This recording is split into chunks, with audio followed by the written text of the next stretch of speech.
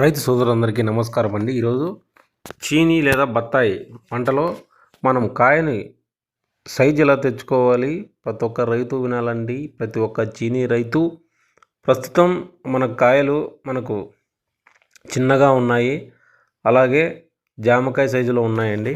కావున మనం ఒకటే లెవెల్లోనే గైరంగం కాపును మనము ఎలా కటింగ్ చేసుకోవాలి, అలాగే మనకు వీటిలో వచ్చే వివిధ రకాల యాజమాన్య పద్ధతులు కానీ ప్రతి ఒక్కటి చెప్తానండి. మనకు పంట పెట్టిన 8 నుంచి 9 నెలల్లో మనకు కాయలు వస్తాయి. కావున మనకు ఎటువంటి టైంలో మనం కాయను కోయాలి, అలాగే దిగుబడి ఎలా ఉంటుంది, ప్రతి ఒక్క విషయము చెప్తానండి దీంట్లో. అలాగే మనం సైజులు ఎలా తెచ్చుకోవాలి ప్రతి ఒక్కరు వినాలండి. కాయ సైజు మొత్తం మనం ఎలా తెచ్చుకోవాలి, అలాగే కాయ ఫినిషింగ్ కానీ కాయ క్వాలిటీ కానీ, అలాగే మనం ఎటువంటి టైంలో మనం ఎటువంటి ఎరువులు వేయాలి ప్రతి ఒక్కటి చెప్తానండి.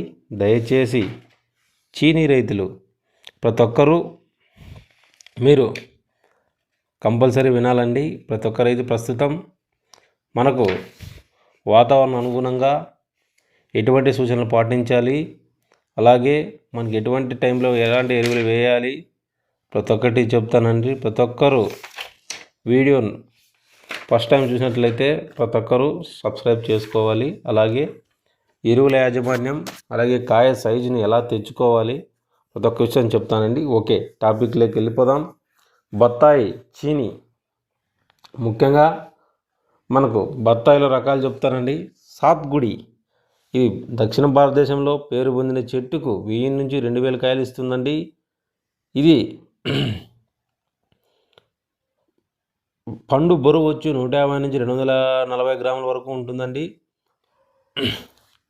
దీంట్లో విటమిన్ సి ఎక్కువగా ఉంటుంది, ఎందుకంటే పులుపుదనం అనేది 0.63 నుండి 0.67% ఉంటుంది. మరియు 100 గ్రాముల కాయలకు 44 నుంచి 50 మిల్లీగ్రాములు ఉంటుంది. కావున దీనికి విటమిన్ సి అనేది అధికంగా ఉంటుంది. అలాగే బటామియన్ రకం కోస్తా జిల్లాల్లో సాగు చేస్తారండి. ఇది సేమ్ సాత్గుడి రకాన్ని పోలి ఉంటుంది. ఆకుపచ్చ పసువర్ణం కలిగిన మచ్చలు ఉంటాయండి దీని మీద. కావున సాత్గుడితో పోలిస్తే మార్కెట్ రేట్ తక్కువగా ఉంటుందండి దీనికి. అలాగే మొసంబి తెలంగాణ కొంత ప్రాంతాల్లో పండిస్తారండి. ముఖ్యంగా నిలువు చారలు ఉంటాయి. పండు పొరుగు సుమారుగా 170 నుంచి 200 గ్రాముల వరకు ఉంటాయి. మార్కెట్లో తక్కువ ధర పొందుతుందండి.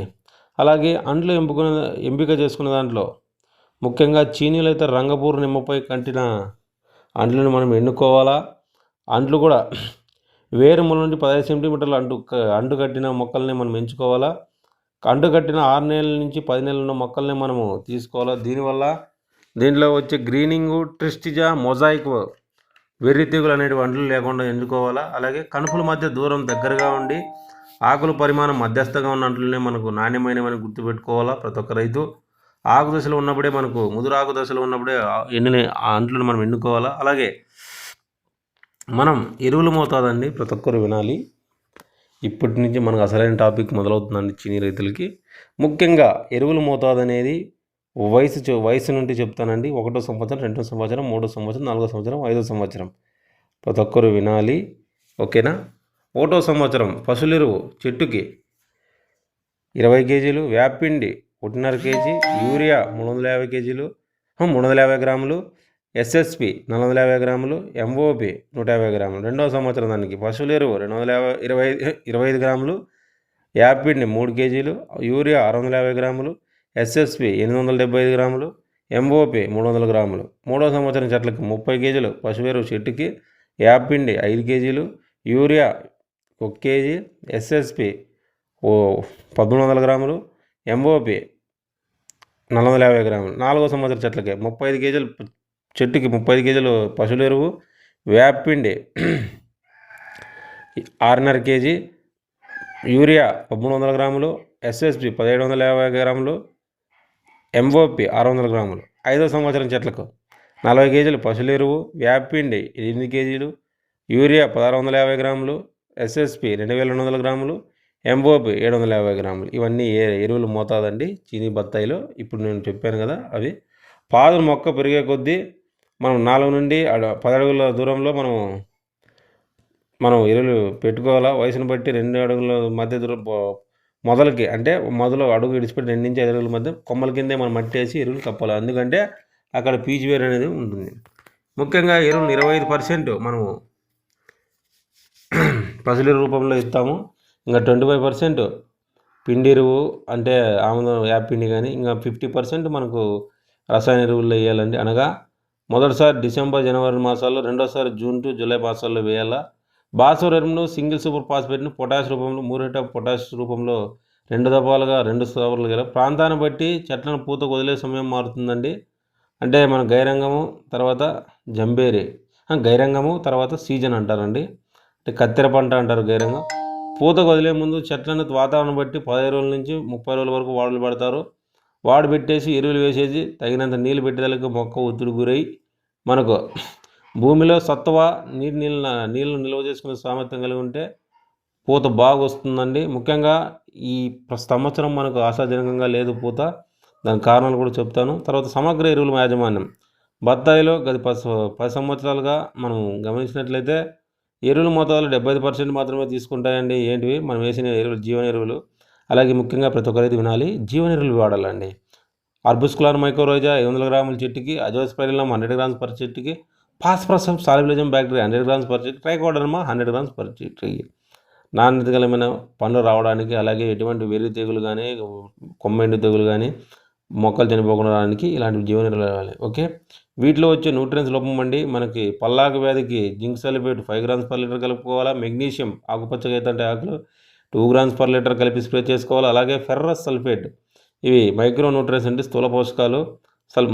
Ferrous sulphate 2 grams per litre. తర్వాత manganese sulphate 2 grams per litre. Boron లోపం 1 గ్రామ్ పర్ లీటరు మనం స్ప్రే చేసుకోవాలా. యూరియా కొద్దిగా నైట్రోజన్ లోపం వచ్చినప్పుడు యూరియా 10 గ్రామ్స్ పర్ లీటర్ మిశ్రమాన్ని 4 సార్లు పిచికారి చేస్తే, అంటే లేతగా వచ్చిన ఆకుల మీద పిందెలు బఠానీ పనుల సైజులో ఉన్నప్పుడు మనం పిచికారి చేసుకుంటే మనకి న్యూట్రియన్స్ లోపం రాకోకుండా ఉండడానికి ఆస్కారం ఉంటుంది.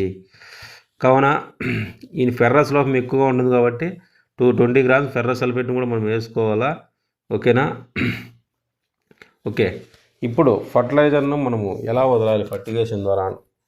ఓకే, మన ఎరువులు 75% ఇస్తాము. నత్రజని, పొటాష్ ఎరువులు ఫర్టిగేషన్ ద్వారా అందించడం బత్తాయిలో మనకు అధిక దిగుబడి రావడానికి ఆస్కారం ఉంటుంది. ముఖ్యంగా మనం గమనించినట్లయితే ప్రతి ఒక్కరు వినాలండి. ఇప్పుడు మెయిన్ అసలైన టాపిక్ ఇప్పుడే స్టార్ట్ అవుతుంది. చీనీ నిమ్మలో ముఖ్యంగా జింకు, ఇనుము, బోరాన్ లోపం వల్ల ఒకేసారి మీద పంట కనపడుతుంది. దీనివల్ల ఆకులు సింకుపోవడం దానికి కావున ఇది నివారణకు చెప్పాను నేను. 4 సార్లు స్ప్రే చేసుకోవాలి. June to July, January to February మాసాలు పిచికారి చేసుకుంటే మనకు ఆస్కారంగా ఉంటుంది. అలాగే ముఖ్యంగా మనకు F6, F4 లిక్విడ్స్ అండి. జింకు, బోరాను, తర్వాత మ్యాంగనీసు, మెగ్నీషియము, అలాగే ఫెర్రస్ అనేటివి మనకు దొరుకుతాయండి. Single nutrients. అవి డ్రిప్కు మనం పంట న్యూట్రియన్స్ లోపాలు లేకపోని మన కాయ సైజులో ఉన్నప్పుడు, కాయ మనకు పెద్ద నిమ్మకాయ సైజు ఉన్నప్పుడే అప్పుడప్పుడు తరచుగా వదులుతూ ఉండాలండి. ఓకేనా? మనకు ఎకరాకు 3 కేజీల చొప్పున మైక్రో న్యూట్రియన్స్ మనం వదులుకుంటే మనకు కాయ మనకి ఎప్పుడైతే పచ్చగా ఉంటుందో అప్పుడు మన కాయని మనం సైజుని పూర్తిగా తీసుకురావచ్చండి. ఓకేనా? అది ముఖ్యంగా మన మార్కెట్లో పొటాష్ ఎరువులు చెప్తానండి. Sulphate of potash, muriate of potash, తర్వాత అమ్మోనియం నైట్రోఫాస్ఫేట్ సల్ఫేట్ అంటారండి ఇది. తర్వాత ammonium nitrophosphate grade 1, ammonium phosphate grade 2, అలాగే యూరియా అమ్మోనియం ఫాస్ఫేట్, తర్వాత యూరియా అమ్మోనియం ఫాస్ఫేట్ పొటాషియంతో కాంబినేషన్తో వస్తుందండి. ఓకే, ఇప్పుడు మనకు డ్రిప్ ఫర్టిలైజర్లు చెప్తానండి. ఓకేనా? 0050 1345, 05234 అంటే 0234 1345, అలాగే 0050 ఫార్టిసాల్ పొటాషియం మెగ్నీషియం సల్ఫేట్, అలాగే MSK అంటే పొటాషియం సైనైట్, అలాగే పొటాషియం కాంబినేషన్తో మనకు వస్తుంది straight potassium fertilizer 50 kg bag కొరమాండలో ఉందండి. ఓకే, ఇప్పుడు అసలైన టాపిక్ స్టార్ట్ అవుతుందండి. కాయ సైజుని ఎందుకు తెచ్చుకోవాలి? మనకు పంట అనేది 8 నుంచి 9 నెలలు పడుతుంది. మనకు కాయలు పూతకాలం నుంచి 8 నుంచి 9 నెలల వరకు అవుతుందండి మన కాయ రావడానికి. కావున అందుకే మనం కాయలను ఎలా కోసుకోవాలి, మనకు దిగుబడి అనేది ఎట్లుంటుందంటే సాధారణంగా 4వ సంవత్సరం నుండి కాపు పెడతారండి. 6వ సంవత్సరం నుంచే మనకు మంచి దిగుబడి అనేది వస్తుంది. కావున 4వ సంవత్సరం నుండి మనం ఒక రకంగా మంచి దిగుబడి వస్తుంది, కానీ 6వ సంవత్సరం నుండి అసలైన దిగుబడి వస్తుందండి. చేను తోటలో ఒక చెట్టు నుంచి మన సగటుగా 800 నుంచి 1200 కాయలు దిగుబడి వస్తుందండి. ఎరువులు వేసి బాగా తగిన నీటి అందించి సకాలంలో చీడపీడలు కానీ వస్తే 2000 కాయలు కూడా మనం చెట్టుకు వచ్చే అవకాశం ఉంటుందండి. ఓకేనా? ఓకే. మనం కాయలు ఎలా మనకు కోయడానికి వచ్చిన పాకానికి వచ్చింది అనుకున్నామంటే, కాయలు పూర్తిగా ముదిరిపోయిన తర్వాత కాయలు కోయాలండి. పక్వానికి వచ్చిన కాయలు రంగు మార్పు అనేది పచ్చదనం తీయదనం వచ్చి పచ్చదనం తగ్గి ఎల్లో కలర్గా మారుతూ ఉంటుందండి. తీయదనం పెరుగుతుంది. లేత పసుపు రంగులో మనకు మారగానే మన కాయలు కోసేకి మనకు ఆస్కారంగా ఉంటాయి. ముఖ్యంగా మార్చి లేదా ఫిబ్రవరి ఎండింగ్ అలా కోస్తుంటారండి రైతులు. మనకు కాపురం పెట్టి మనకు ఆగస్టు సెప్టెంబర్లో పెట్టే వాళ్ళు అలా కోస్తుంటారు. ఇప్పుడు డ్రిప్ ఫర్టిలైజర్స్ ఏమేమి వేయాలి? ఓకే, ప్రతి ఒక్కరు వినాలండి. ఇప్పటి నుండి మనకు ఇది ఫర్టిలైజర్ ఏమేమి వేయాలా అదొక్కటి చెప్తాను. ప్రతి ఒక్కరూ మీరు గమనించాలండి. ముఖ్యంగా మనకు పిందె పట్టుకుంటానే అంటే చిన్న గోలీ సైజు ఉన్నప్పుడే మనము 13-0-45 2 grams per liter మనము స్ప్రే చేసుకుంటే కాయలు అనేటివి మనకు పూర్తిగా ఒకటే సైజులకే రావడానికి ఆస్కారంగా ఉంటుందండి. ముఖ్యంగా మనకు కాయ అంత పెద్దగా అవడానికి మనకు ఇంకా 6 to 8 months అని పడుతుంది కాబట్టి 8 నెలల వరకు పడుతుంది కాబట్టి మనకు 2 months కంప్లీట్ అయిపోయిన తర్వాత ఎటువంటి మందులు స్ప్రే చేయాలి, అలాగే సింగిల్ న్యూట్రియన్స్ ఏమేమి వేయాలి ప్రతి ఒక్కటి చెప్తానండి. ప్రతి ఒక్కరు మీరు వినాలి. ఇప్పటి నుంచి మనకు ముఖ్యంగా మనం గమనించినట్లయితే పెద్ద గోలీ సైజు ఉన్నప్పుడు కాయలకు 13-0-45 స్ప్రే చేసుకోవాలండి. అది 2 grams వేసుకోవాలి, 5 grams కాదు, 2 grams per liter వేసుకొని. ఎందుకంటే ఒక ఇన్సెక్టిసైడ్ ముఖ్యంగా మనకు ఇప్పుడు ఆ టైంలో మనకి ఏదైనా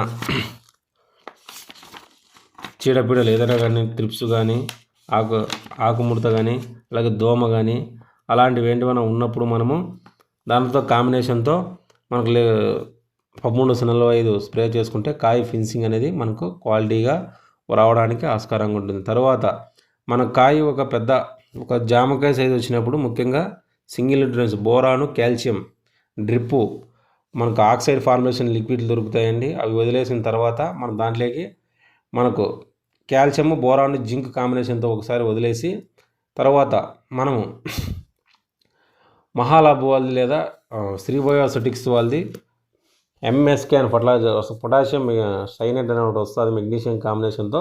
అప్పుడు వదిలితే మన కాయ అనేది మనకు కొద్దిగా సైజు రావడానికి ఆస్కారంగా ఉంటుంది. ముఖ్యంగా మనకు 5 months అయిపోయిన తర్వాత ఇంకా 3 నెలల్లో కటింగ్ అనే ముందర ఎంఎస్కే ఫర్టిలైజర్ అని వస్తుందండి, పొటాషియం సైనైట్ శ్రీబయోసెటిక్స్ వాళ్ళది. అది మనం ఎకరాకు మనకు 3 kg చొప్పున వదులుకోవాలి. అలా వదులుకుంటే కాయ అనేది మంచి క్వాలిటీగా అలాగే ఒకటే లెవెల్లో మన కాయ షైనింగ్ కానీ తర్వాత ఫినిషింగ్ కానీ మీరు గమనించవచ్చు.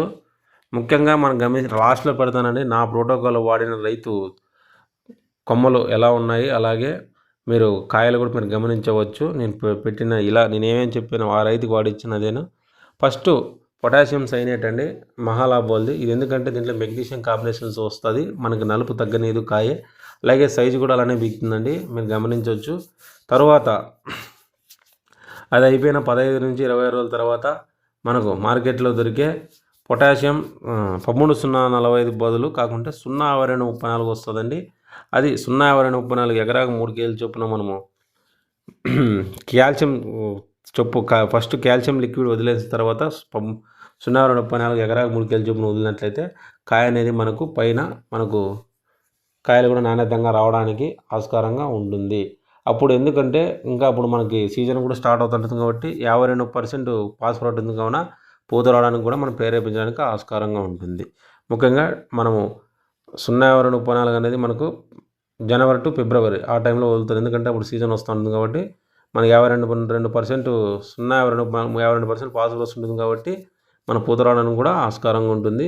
అలాగే కాయ కూడా మనకు ఫినిషింగ్ కానీ కాయ క్వాలిటీగా రావడానికి కూడా ఆస్కారంగా ఉంటుంది. తర్వాత ఈ 15 రోజులు 20 తర్వాత ఇంకా 30 రోజుల్లో 30 లేదా 40 రోజుల్లో కటింగ్ చేసే ముందర తర్వాత ఇది 0050 0050 వాటర్ సాల్యుబుల్ ఫర్టిలైజర్స్ అండి. అది ఎకరాకు మనం 2.5 కేజీ నుంచి 3 కేజీల వరకు వదులుకోవచ్చు. మనం 0050 వదలడం వల్ల కాయ అనేది మనకు ఒకటే లెవెల్లోనే, అంటే మన గుత్తులుగా ఉన్న కాయలు ఒకటే లెవెల్లోనే మన కటింగ్ రావడానికి ఆస్కారంగా ఉంటుంది. తర్వాత మనం ముఖ్యంగా గమనించినట్లయితే లాస్ట్ ఫైనల్ వచ్చేసి మనకు స్ట్రైట్ పొటాషియం ఫర్టిలైజర్స్ అని వస్తుందండి. స్ట్రైట్ పొటాషియం ఫర్టిలైజర్స్ వేసుకోవడం వల్ల కాయ కూడా క్వాలిటీగా, అలాగే కాయ 10 రోజుల్లో కోస్తారనగా ముందే 10 రోజుల ముందే మనం వదులుకుంటే లాస్ట్ ఫైనల్ స్టేజ్లో పొటాషియం స్ట్రైట్ ఫర్టిలైజర్స్ దొరుకుతుంది. కోరమాండల్ 50 కేజీలది మనం డ్రిప్కి వదిలినట్లయితే కాయ క్వాలిటీ కూడా, అలాగే కాయ మనకు ఒకటే లెవెల్లో రావడానికి ఆస్కారం ఉంటుంది. వీడియో నచ్చినట్లయితే ప్లీజ్ లైక్, షేర్, సబ్స్క్రైబ్ అండి. నేను నా ప్రోటోకాల్ వాడిన రైతు. మీరు చెట్లు చూడండి మీకు ఎలా ఉన్నాయి కాయ క్వాలిటీ. Thank you. ఓకే, ఇప్పుడు చూడండి నేను నా ప్రోటోకాల్ వాడిన రైతుదండి. మీరు కాయలు గమనించవచ్చు. అలాగే మీరు కామెంట్లో తెలియజేయండి. మీకు డ్రిప్ ఫర్టిలైజర్ అర్థం కాకపోతే నేను మీకు చెప్తాను వైజ్గా ఎలా వేయాలనేది. ఓకే, మీరు రైతులు గమనించండి. చూడండి ఎలా ఉన్నాయి కాపు అనేది. మీకు వీడియో నచ్చినట్లయితే ప్లీజ్ లైక్, షేర్, సబ్స్క్రైబ్ అండి. Thank you.